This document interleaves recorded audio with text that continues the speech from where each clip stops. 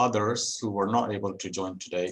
And of course, we'll keep it for also you to then go back and catch up again if you would like to. So recording is in place now. I would like you to look at the screen now.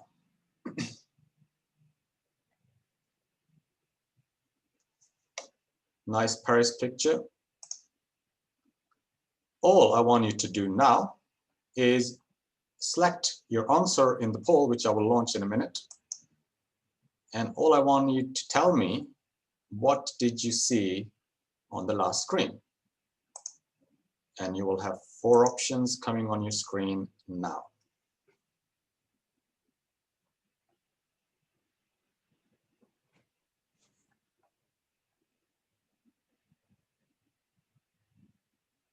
Okay, we have 50% people voted, others. Make a guess. I'll give you 5 more seconds. 4, 3, 2, and 1. So I'm going to end polling now. Very interesting. So we have over 80% of the people. You think you saw Paris in the dark. We had 1 person who saw Paris in the other dark. Interesting. And we had no one who saw B and C. So let's have a look again.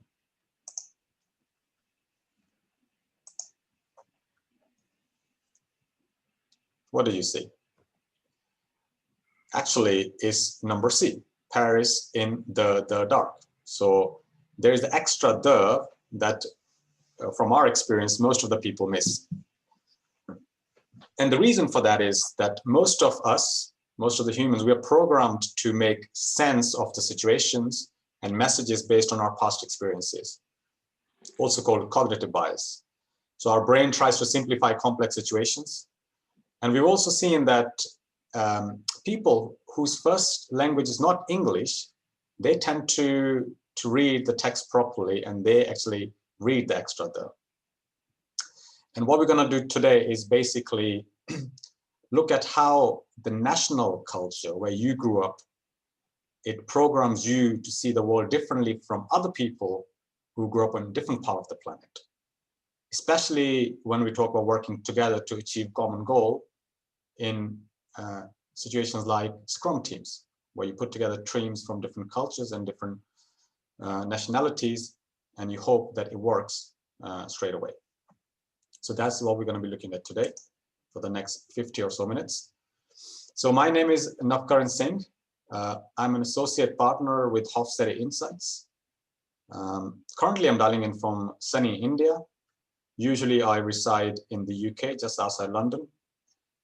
And I've been with Hofstede Insights for over 6 years, and I've got plenty of experience setting up and executing business and cultural transformation projects across Europe, the US, and India. And I'm also joined here by my colleague, Philip from Amsterdam. Philip, over to you. I'm just going to give you the control. Yes, thank you, Nav. Good morning, everybody. I am Nav's brother, Philip Lefebvre. You can clearly see the resemblance, right? I'm also a partner of the Hofstede Network. I'm also an intercultural management consultant and organizational culture consultant, just like him. So we could be twins almost. I do live in Amsterdam, that's correct. I have worked across the world, and specifically also with lots of people from India because of the world we live in, which is where lots of ICT-related work is done together with people from India, companies from India, teams coming in from India to the Netherlands. 2 doors down, I have 3 Indians living close to me. I just gave them a Christmas card 2 days ago in their mailbox, and I think they may have been very surprised about that, because they gave me a chocolate box back yesterday out of the blue that I really didn't expect, and I really like the kind of interaction. And that is, of course, why I chose this career as well, and that is also why I would like to share knowledge, experience about working with people from different cultures, and specifically, of course, the interaction between people from one culture and people from another. And that is why we're here today talking about Scrum. Over to you now. No, I'm wrong. Wrong there. The next one is for me as well. So it's about the agenda. The agenda for today, we have 1 hour, which is of course never enough to figure out the exact details of why it is that you expect one thing, but you get another. And before you know it, you're in a situation that you didn't want, and it's difficult to revert back. So what we did is we focus on one case study that came from real life. It actually came from experience that I had with working with Scrum teams in international environments. And we would like to share our experiences and also some of our ideas on how you can make sure that it doesn't go the way it went in this case, but much better. And also that you're ready for a future working with as many people as possible across the world, and it will always go well, at least in terms of working with other cultures. So I said the case study, right? I have pictured it as follows.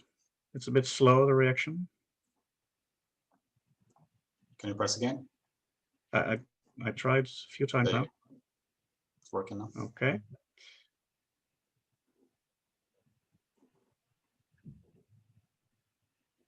Okay, here we go. So the case, as we said, is the water cooler conversation. So we have a Scrum team of people working together for a long time already. The team has, of course, changed in consistency a little bit, but mostly it's the same team, and the people in the team have got accustomed with each other, and so the team is a tight team. And in this particular situation, it was time for a break, coffee break. So somebody suggested we take a coffee break, and the other people went, okay, let's go over to the machine. Sorry, the water cooler in this case.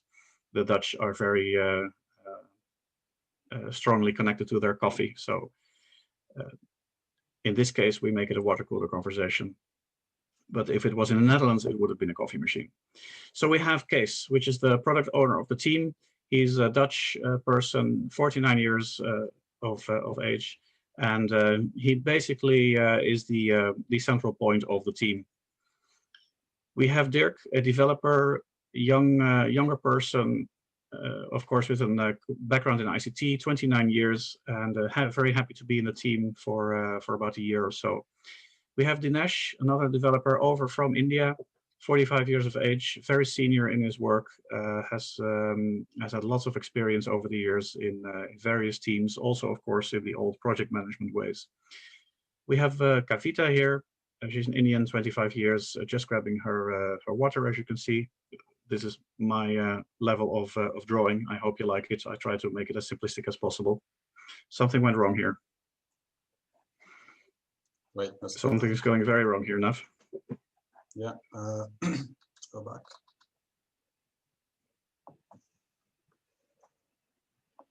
Can you go back? See what happened? I will try to go back. The reaction is so slow that I think it's better you do it. Yeah, let me take over. We are, of course, about 8,000 kilometers away from each other, so that does make for a difference. Okay, so we have Abdel as developer here, and we have Jan, the Scrum Master. So when they are all at coffee or water, Dirk is listening to Dinesh just proclaiming that he has been working on a certain task, one of the tasks that are on the Kanban board, and he's saying, oh my, there was this task that I had expected to have finished already last week, and I'm still working on it this week. And Dirk says, yeah, it's because you're lazy. And he smiles, and then he walks out of there. And at that moment in time, Jan looks at the situation and notices that Dinesh doesn't really say a lot.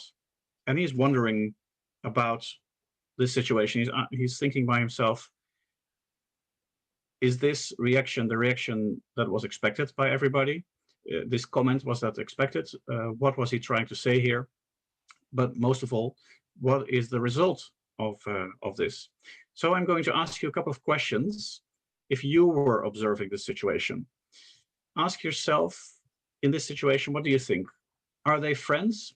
If yes, what do you think they would have thought of the situation? If they weren't friends, then what would they have thought of the situation? Are they senior or junior to each other? And if they are, would you have expected this this jab, because that's what it was, this jab from this Dutch person? And if no, would you then have expected it?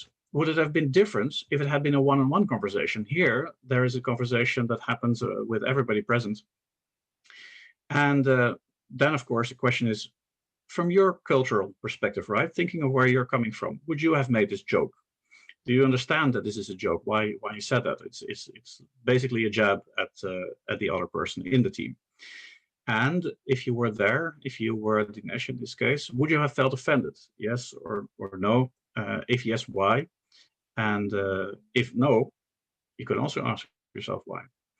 So that's the situation that we're in. And Jan is, let's say, at least a little bit concerned about this situation, wondering if it was the right joke to make, and if anything happens because of this. And he is right to ask.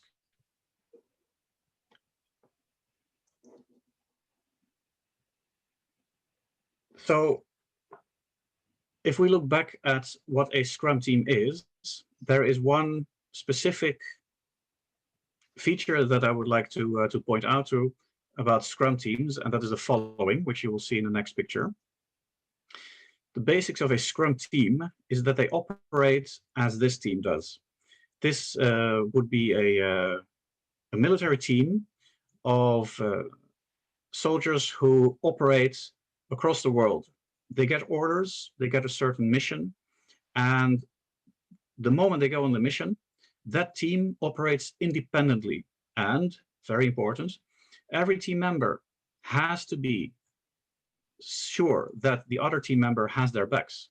So they have to be sure that this team is as tight as it needs to be, that this is an independent team, but also a team full of trust, right? And that is a very important aspect of Scrum teams, because as is defined in the Scrum guide, a Scrum team operates independently, so the orders may come in, the requirements may come in, but the team itself decides how to work. But that means that as a team, they should operate strictly as a tightly knit team. So how do we do that? Well, the Scrum guide explains that there are 5 values that we have to uphold when we are operating as a Scrum team. We have presented these 5 values already before, and interestingly, the Scrum guide does not define any of those values. It only mentions them.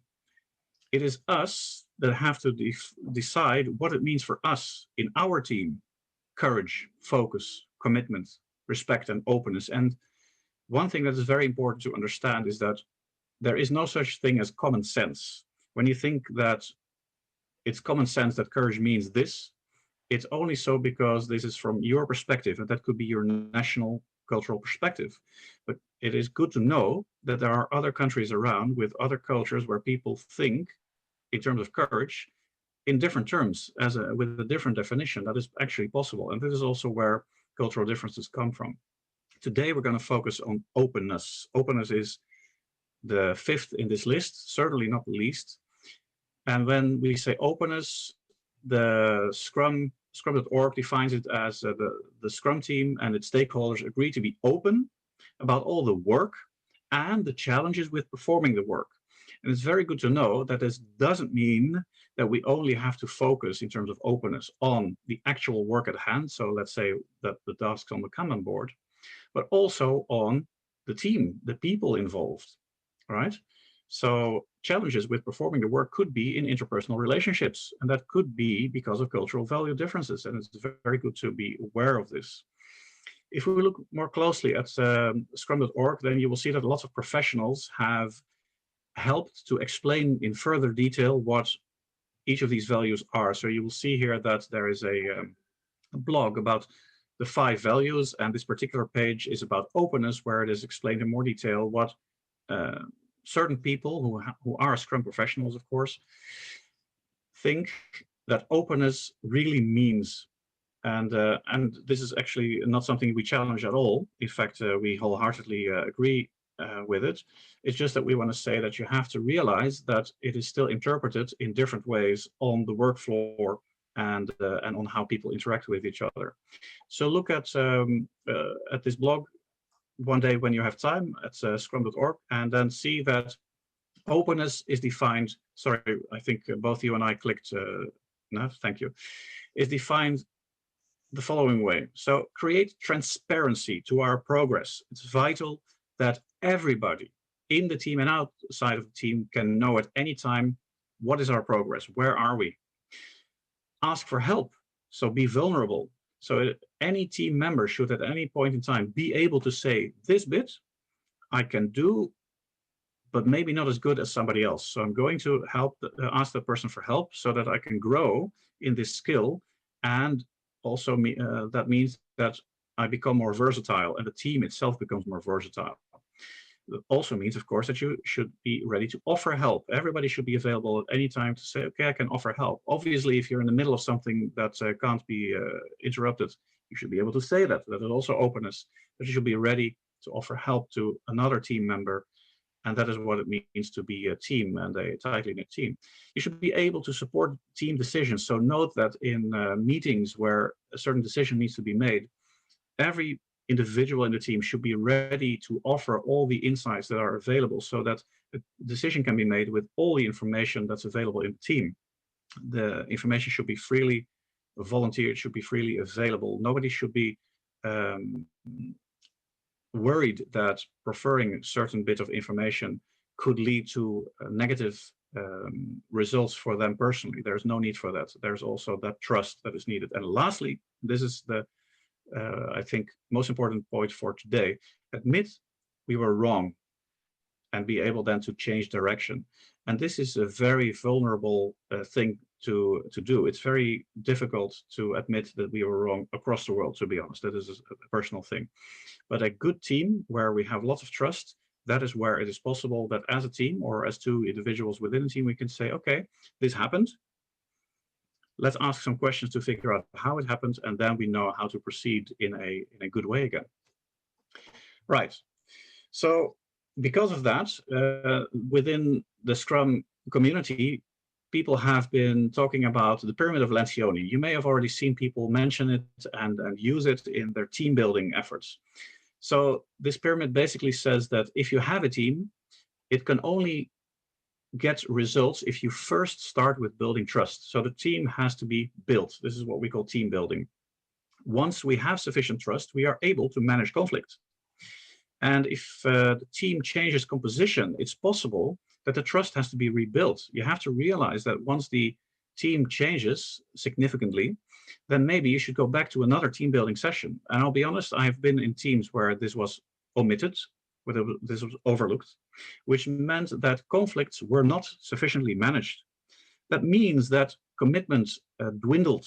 There were you could notice that commitment dwindled, and then of course the accountability also took a hit, and the results were not as good as they were supposed to be. And the latter really was very clear from the team, but it starts from the fact that trust has to be rebuilt. In another methodology, we call that storming, forming, and norming.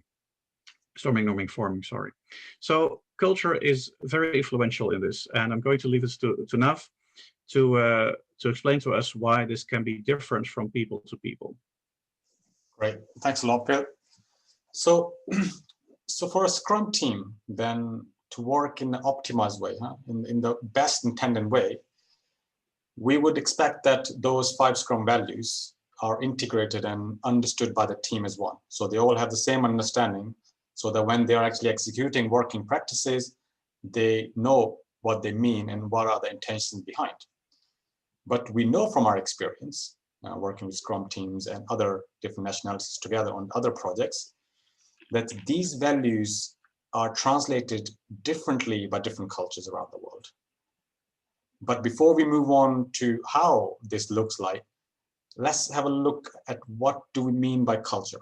What do we mean by culture today? So if you look at the globe, if you look at the planet, we have about 8 billion humans, 8 billion people currently living. And I think it's safe to say that that also means we have about 8 billion different personalities. Everyone is unique around the globe. But on the other hand, what brings us together, all humans as one, is the human nature, which differentiates us from other living beings on the planet. And as humans evolved in different parts of the world, what we learned in anthropology that they had same or common dilemmas and questions about how to survive together. And mainly, most of the cultures or most of the humans around the world had these 6 dilemmas that they need to figure it out together within that group. And these dilemmas were, how do we handle inequality? Is everyone exactly the same, or do we need to have leaders to lead us? Dependence on others. Do you want to work on your own, or is it better to work in groups? Sources of motivation. Dealing with the unknown. How much uncertainty is uncertainty? Time perspective. Do we plan short term? Do we plan long term? And dealing with natural drives. How do you look at life? Glass half full or glass half empty? And all these questions came to all the humans when they were walking around the world, but the answers they had for them differed depending on the resources they had, depending on the historical incidents, depending on the geography, and so on. And if you look at the world today, and I think it's safe to say the most acceptable way to group people on the planet is to use the current national boundaries. We call them the countries. And what we know that within each particular boundary, the group of people from that country had different answers to those dilemmas. And they differ from people who are, even though right next to them, they definitely differ from people who live on the other side of the world in at least one or more of these dilemmas, one or more of these aspects. And what Hofstede, Professor Geert Hofstede started in the 60s, 50 years ago, have been continued by Hofstede Insights today through the surveys and the research. And these dilemmas, and through the surveys, what we put together is a 6-dimensional model of national culture, where those 6 dilemmas, we have the scores for most of the countries where we can say, where is India on, let's say, handling inequality question compared to Netherlands? And so we have all these 6 dimensions researched, and they are refreshed every 2-3 years. And this is open source, by the way. So you can actually go to hofstadeinsights.com and you can have a look at all the country scores from around the world. But we're not going to go into details today.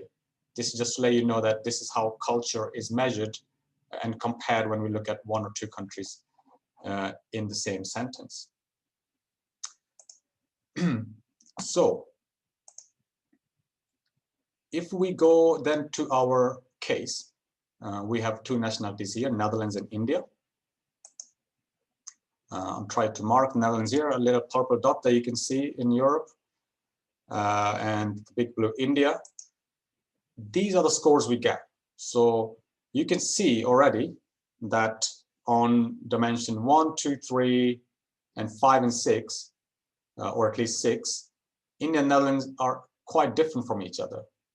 So they have different perspective of the same situation sometimes. In our case, if you go back to the case study, we saw that Dinesh may be or may not be, because that was only Jan's observation, that he felt that maybe Dinesh did not react as he would expect him to, right? So if we put this through our model, let's see if we can make more sense out of it. So we talked about openness today. So openness means we create transparency in the team. We create and help support for each other. And most importantly, we admit that we were wrong. but it doesn't come natural to all the national cultures, especially to India, I can tell you that. So if we look at power distance, yeah, so here we see India is 77 and Netherlands is 38. What that means is that India is a very hierarchical society compared to Netherlands. What that means is that for Dirk, coming from a very flat hierarchy, it's okay to joke about with everyone in the team because everyone is exactly the same, irrespective of your position or your age and so on.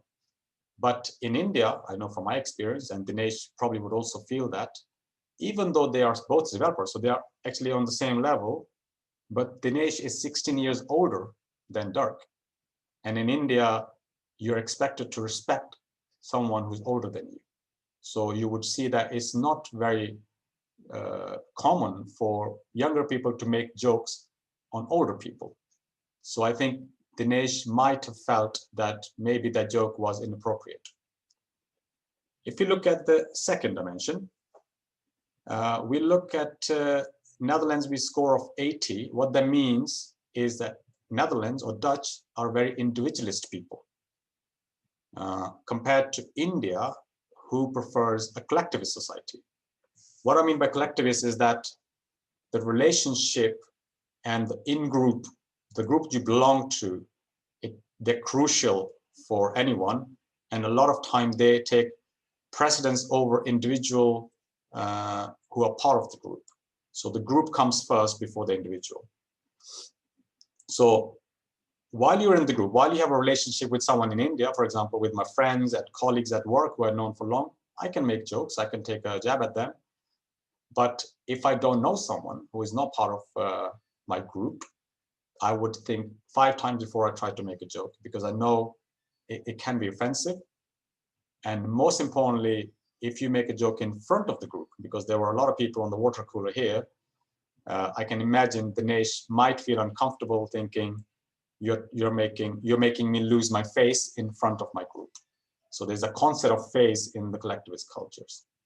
Yeah, so you can already see that these couple of dimensions might have played some role in Dinesh feeling not as expected by the Dutch. The third dimension, masculinity, you can see Netherlands is 14 and is quite low compared to the rest of the world. What we mean by masculinity here is that in less masculine societies like Netherlands or Scandinavia, there is no competition in the society. There's a much less competition in the society. And the society prefers to have consensus and collaboration. This is everyday language and the intentions from everyone. So Dirk is probably trying to make a joke to emphasize that we're exactly the same. No one is superior or inferior. But a high masculine society like India, where there's a lot of competition and there's a lot of status at work, so there are, within even the same team, you have people who are inferior and you people who are superior. There are people who are high performing and there are people who are not high performing. And Dinesh might be feeling that Dirk is indirectly telling me that you're not actually doing as well as you should do, or you are inferior in performance to me. So Dinesh might be also feeling uncomfortable with that. And of course, we bypass the dimension number 4 and 5 in this case because the difference is not that big. But if it was another country instead of Netherlands, let's say the Americas, then we would see also differences here, which may contribute to the nation or an American experience this incident differently. Okay, so the last but not the least is indulgence. In simple terms, less indulgent countries are serious countries, more serious countries compared to more indulgent country where they look at more positive side of the lives. So it is quite common in more indulgent societies like Netherlands or UK or US to not be too serious even in the business environment. Whereas in India, if you would ever travel to India, and you will see within the same company, an Indian office floor is a lot more serious compared to what you would see. The Indian business meetings are a lot more serious compared to what you would see in the Netherlands. So maybe Dinesh was not even used to hearing jokes in the office or even around the water cooler. So you can see how that we can see that even though Dirk had all the good intentions, because it's just a joke, you know, and we can joke about everything with each other, they were misread most likely by Dinesh because he had different culture value, he has different cultural lens. And we see this in Scrum teams a lot, you know. So this was only around the Watercooler, but we also see this in communication, which we talked about in episode 1. So you need to take the cultural values into equation when you're trying to interpret situations, or when you're trying to include or introduce working practices in a Scrum team, to see if they come natural to that culture, or if they are something that they're not used to. So if we go back to our case, what can we do, right? So if we go back to the water cooler, what could you do if you were Jan, or if you were just someone from our side? Back to you, Philip. You're on mute. Yes, sorry for that. Yes, it's interesting to note actually that in this situation, I did speak with the person involved afterwards, asking him whether he realized that the comment that he made that might not have been interpreted as well as the person intended. And the reaction was very telling, because I hear it a lot. The reaction was, "Oh, but it was only a joke." And this is something that I hear a lot when at least when the Dutch talk about such a situation. "Oh, it was only meant as a joke." The fact is, of course, that that is a cultural response, because it is only a joke in his eyes.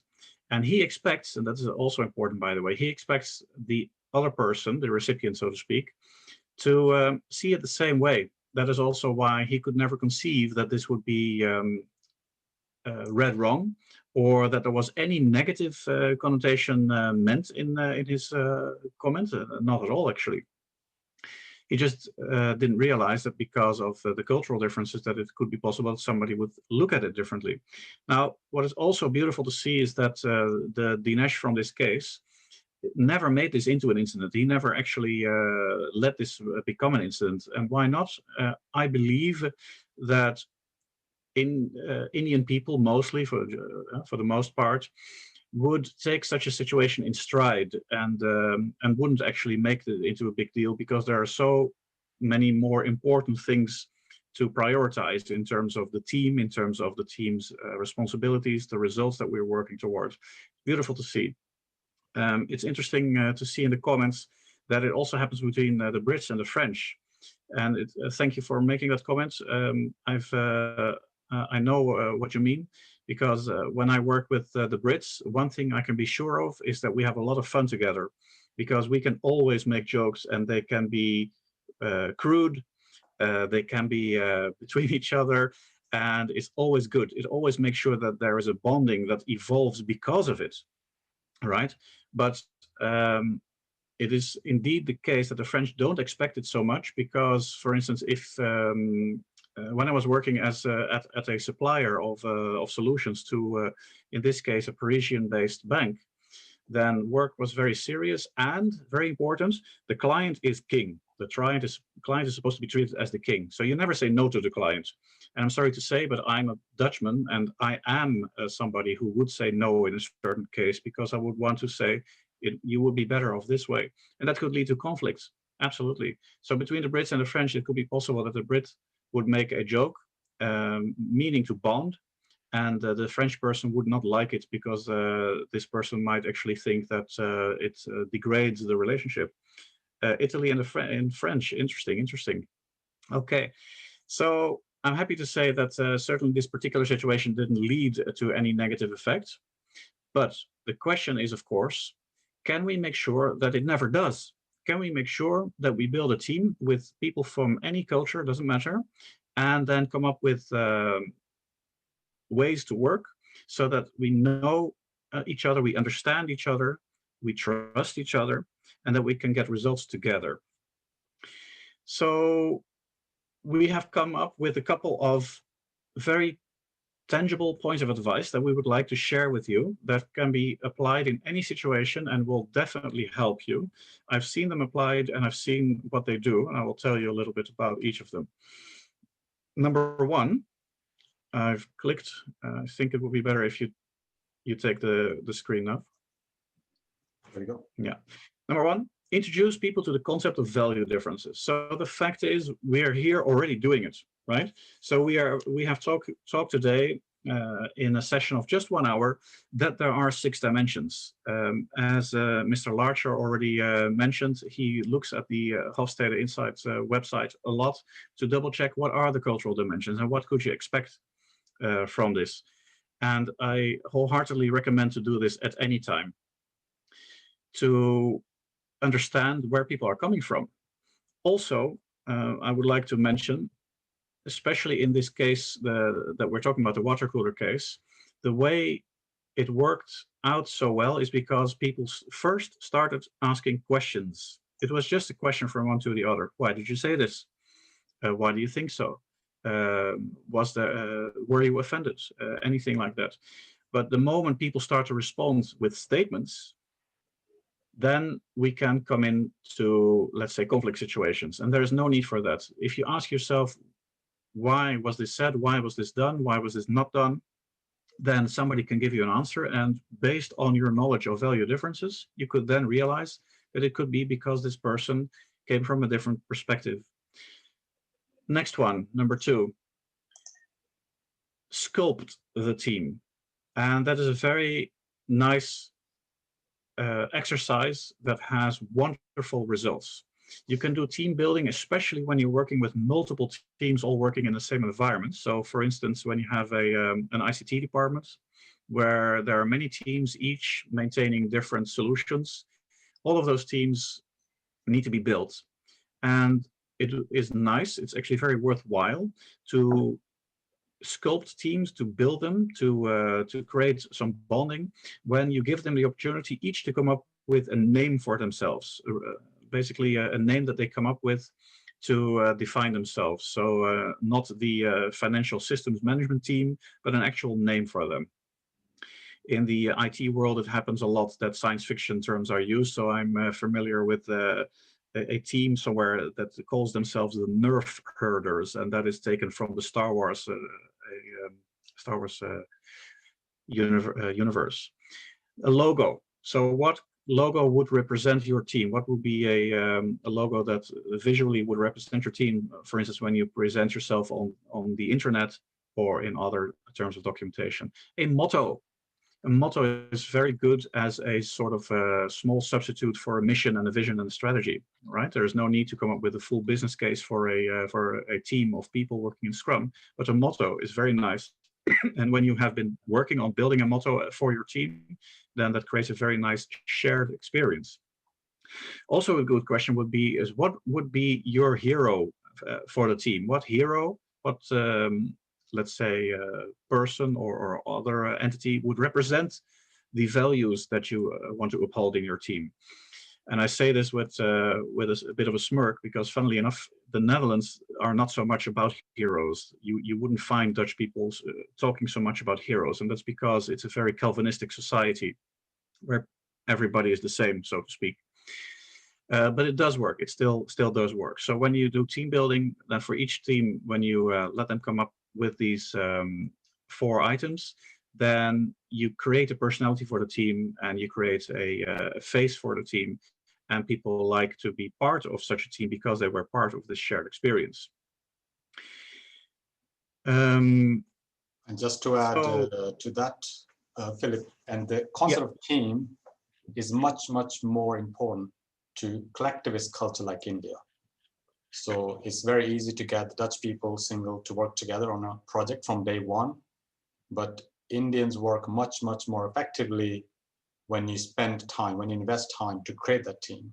And if you have a name and a logo and a motto and a hero, that builds in your head, you have this concept that I belong to this group. So within that team, you will see that the outcome, the output from the Indians especially is a lot higher if you just put them together and say, okay, off you go from day one. So it is even more important when you have any team members coming from collectivist cultures. Yeah, that's right. Good point. It's important to know that. Yeah. If we go to number 3, something that that has been received very nicely is holding cultural evenings. That doesn't mean, by the way, that I want to say that you should spend time like between 7 p.m. and 10 p.m. with your team for cultural evenings. What I actually mean is, in this particular case, we started one day in a week at let's say 5 o'clock in the afternoon, between 5 and 6, or between maybe between 4 and 5, to have some time off with each other on the work floor. And at certain moments, one of the team members would do a presentation, a slideshow basically, with an explanation about the country they came from.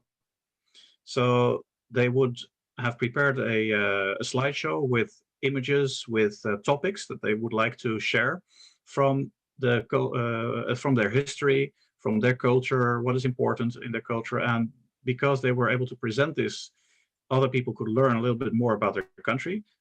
Interestingly, some of the more junior people who were then presenting got a very good opportunity to present to anybody, in this case to the team, but it was also a very good event for building skills. So yeah, I see a nice question also in the chat about the fact that maybe in this case it's good to take certain generations into consideration. So we talked about age already, and it is possible to see that with certain generations come different behaviors. Note that, by the way, that basically the culture is the same across generations, but what you see happening within a certain generation as an outcome of that culture can change over time. And it's good to know this indeed. So funnily enough, we are now catching up on the millennial generation because we are doing so much online these days because of Corona. The millennials, of course, said, what's new, right?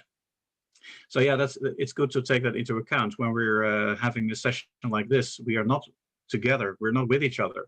If we had been, let's say, together, by the way, this happened on the work floor, this particular case, if this person would have made this jab and then would have poked the guy and would have made a big wink, it could have been received much differently, because then it would have been much clearer that it was a joke.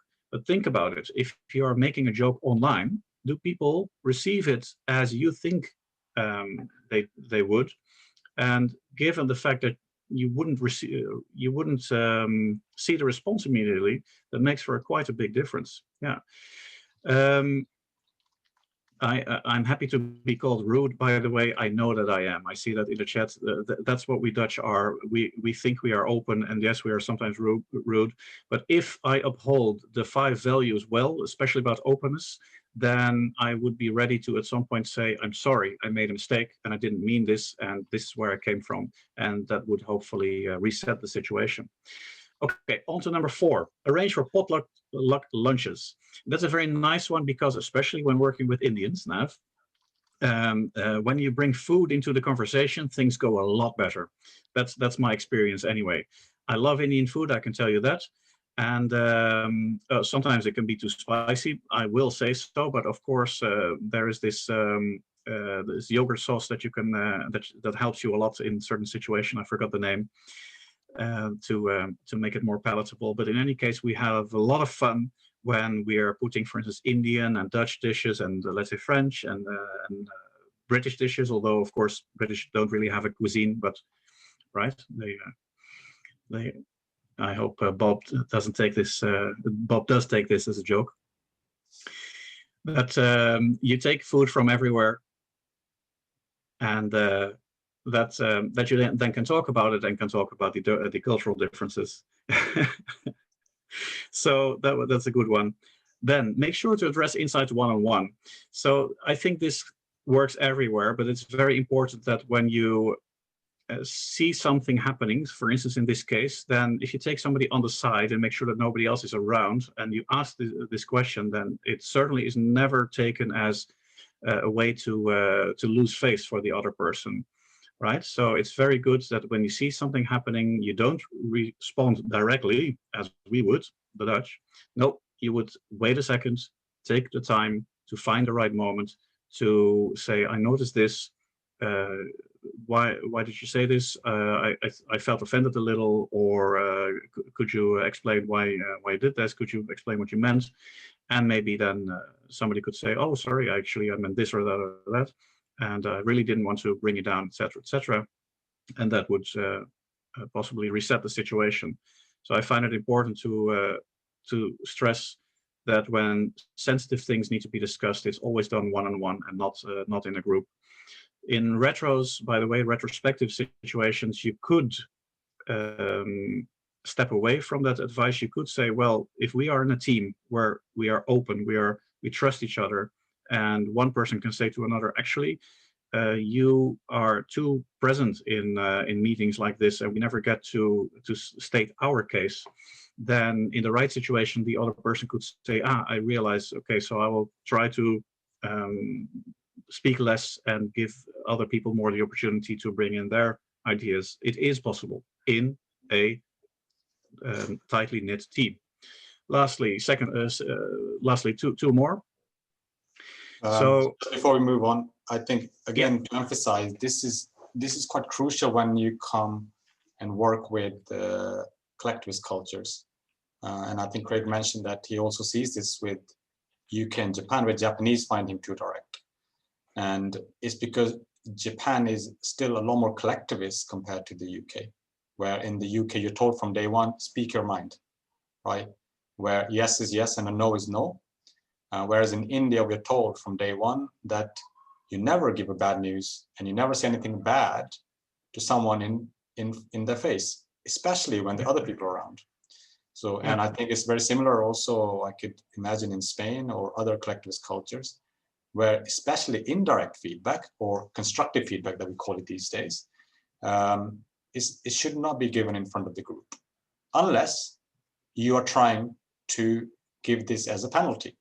So only when it's a penalty, you give this in front of the group, like a manager would give to the team to teach them a lesson, because it feels really, really bad. So it's only used as a penalty because it never leads to anything constructive. So if you have to give a negative feedback or constructive feedback to a collectivist person, always one-on-one, not in front of the group. Yeah. Thank you. Bob has a very good point, by the way. When you are saying something, always keep it to yourself.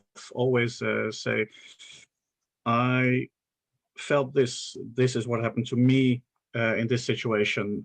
Not so much you are wrong or you are bad, etc. No, I actually didn't like that this was happening. And that's also why I said, if you ask questions, then you can really take the spike out of the wound, so to speak.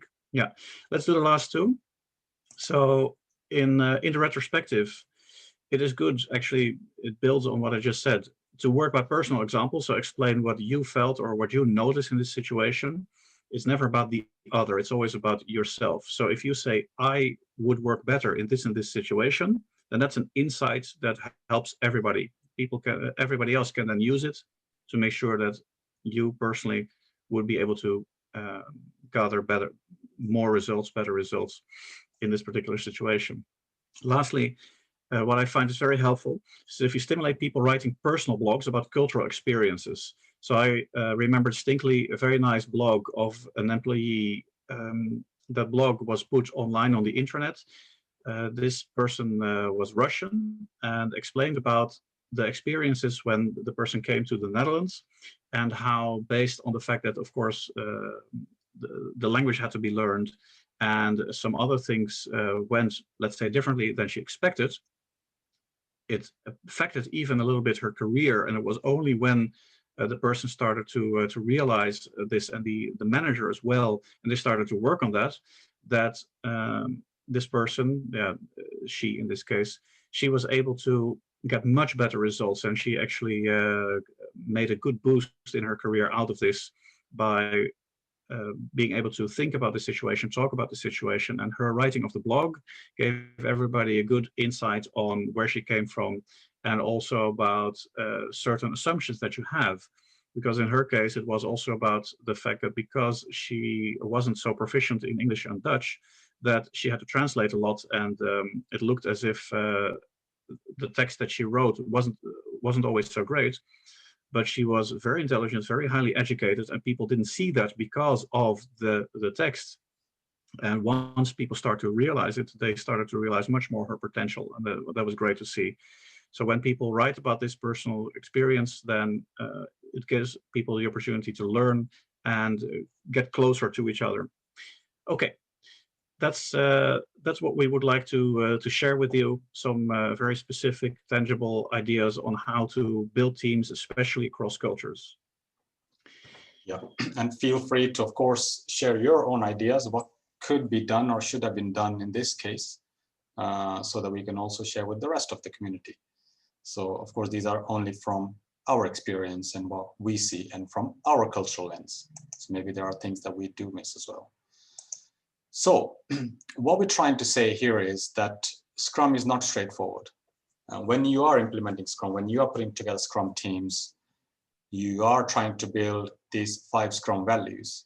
But these 5 Scrum values are culturally sensitive. So openness, respect, commitment, focus, and courage could mean different things if you're talking to someone from a different culture, like what we saw with the Dutch and Indian team here. So what works the best is that you take the 60 model into account. You go into the background and say, okay, what nationalities am I trying to put together into this Scrum team? And then you see the working practice I'm trying to put together, would they make sense to this culture? Yeah. So what works the best is that when you define your Scrum working practices, how we're going to do our meetings and how often we're going to do our meetings, how we're going to run the retrospectives, how we're going to give feedback, how we're going to communicate, you need to take culture into account so that in the end, you end up with culturally sensitive Scrum working practices that both sides understand, and there's less room for misunderstandings. And that's what me and Philip have been working. So we put together a whole program around this, where we work with either the Scrum teams that are already existing or Scrum teams that are trying to put together. And then we get involved to see which national cultures are playing a role here. And if the Scrum practices they're putting together, do they work? Are they going to work? Or are there any risks? Or do they need to change anything? So, of course, this program, you can find more information because we will be coming back to you with an email where we give you full information on the program. More importantly, we would like to know from you, how was the session today? If there's any improvement ideas, please share with us. And we would also like to hear if you have any experiences yourself you would like to share with us, which we could include in the next episode, episode number 3. And if you need help from us even after this, feel free to reach out to me or Philip, and we'll be happy to reserve an hour or more session with you to see if there are ways for us to help you. All of this and the recording will be on hofstadterinsights.in. So feel free to browse the website where you can find session 1, and session 2 will be there in the coming days. Yeah, we still have 1 more minute, although we've been interacting during the session already. So I'm just going to look at the chat if there are any questions or any comments. Yeah, Craig is talking about the things like process and tools that are the root cause, not the people. Yeah, and we never, so one thing that we never recommend is to change people, because you cannot change people. So this is why we talk about culturally sensitive working practices. So you bring in the processes, or you adapt the existing processes so that you can reduce the risk of people misunderstanding each other, people committing mistakes without knowing, unintentional jokes which are harmful to others. So so that's, of course, our advice, and we will continue working on this because we love this subject, and we love how Scrums are implemented around this. Any more questions? Need to take personality culture as well? Yes. So, of course, like I mentioned, 8 billion people, 8 billion personalities. Everyone is still unique within that culture. So also something to share here that I wanted to mention is that when you read Stephen Covey's 7 Habits of Successful People. That's a personal thing. It's not cultural, but of course, it also builds on the capability of every person in the team to come up with a better team, a stronger team. Yeah. Great. So that was all the content from our side. I hope we've answered all your questions. Like I said, please keep the discussion going beyond this session, and we will definitely like to see you in our next session. So you will get a direct invite from us. Otherwise, we also send all the invites via LinkedIn. Thank you so much for for all questions. Thank you very much for taking all your time. We know you're all busy these days. We hope you learned a thing or two. And to people who were quiet, we hope you were quiet because you got everything you wanted. And people who interacted, thank you very much for your feedback. So until next time, take care, be safe, stay happy. Bye for now.